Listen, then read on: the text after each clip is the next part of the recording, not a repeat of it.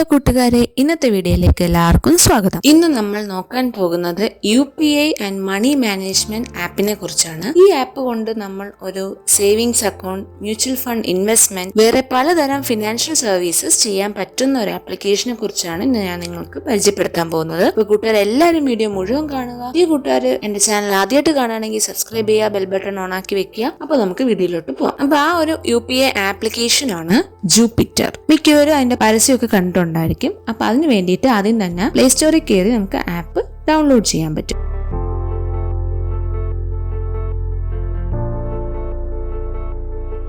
എന്നിട്ട് app open ചെയ്യുമ്പം നമ്മുടെ ബാങ്ക് അക്കൗണ്ട് ഡീറ്റെയിൽസ് ഒക്കെ കൊടുത്ത് ലോഗിൻ ചെയ്യുക. കാരണം UPI ചെയ്യാൻ വേണ്ടിയിട്ടാണല്ലോ ഈ ഒരു ആപ്ലിക്കേഷൻ. അപ്പം അതിനുള്ള ആക്സസ് എല്ലാം കൊടുത്ത് UPI പേയ്മെന്റ് ആക്റ്റീവ് ആക്കി എടുക്കണം. ഈ ആപ്പ് മറ്റ് UPI പേയ്മെന്റ് ആപ്സിനെ വെച്ച് കമ്പയർ ചെയ്യുമ്പോൾ ഇത് നമുക്ക് ഇൻവെസ്റ്റ്മെന്റ് എന്ന രീതിയിൽ മ്യൂച്വൽ ഫണ്ട് ആക്സസ് ചെയ്യാനും ഡിജിറ്റൽ ഗോൾഡ് മേടിക്കാനും ഉപകാരപ്പെടുന്നു. അതുകൂടാതെ തന്നെ ഇത് നിരവധി റിവാർഡ്സും ഓഫേഴ്സും നൽകുന്നു. ഈ ആപ്പിൽ നിങ്ങളുടെ ക്രെഡിറ്റ് കാർഡ് ഉപയോഗിച്ച് ട്രാൻസാക്ഷൻ നടത്തുവാനും പറ്റുന്നതാണ്. നിങ്ങൾ ഓരോ ട്രാൻസാക്ഷൻ ചെയ്യുമ്പോഴും ജുവൽസ് എന്ന പേരിൽ നിങ്ങൾക്ക് റിവാർഡ് പോയിന്റ്സും കിട്ടുന്നതാണ്. അത് ഉപയോഗിച്ച് നിങ്ങൾക്ക് റിവാർഡ്സ് ക്ലെയിം ചെയ്യാവുന്നതാണ്.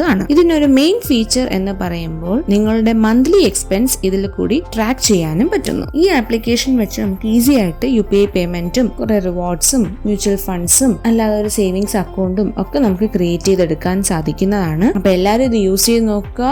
നല്ലപോലെ റിവാർഡ് പോയിന്റ്സ് കിട്ടുമ്പോൾ നമുക്ക് ആ റിവാർഡ് പോയിന്റ്സ് വെച്ച് നമുക്ക് ഓരോന്നും വാങ്ങാൻ പറ്റുന്നതാണ്. അപ്പൊ എല്ലാവരും ഇത് ട്രൈ ഔട്ട് ചെയ്ത് നോക്കുക. ഈ ആപ്ലിക്കേഷൻ എന്തെങ്കിലും ഡൗട്ട് ഉണ്ടെങ്കിൽ താഴെ കമന്റ് ചെയ്യുക, ഫ്രണ്ട്സിനോട് അതൊക്കെ ഷെയർ ചെയ്ത് കൊടുക്കുക. വീഡിയോ ഇഷ്ടപ്പെട്ടെങ്കിൽ ലൈക്ക് ചെയ്യുക. അപ്പൊ അടുത്തൊരു വീഡിയോ ആയിട്ട് വരുന്നത് വരെ ബൈ ബൈ.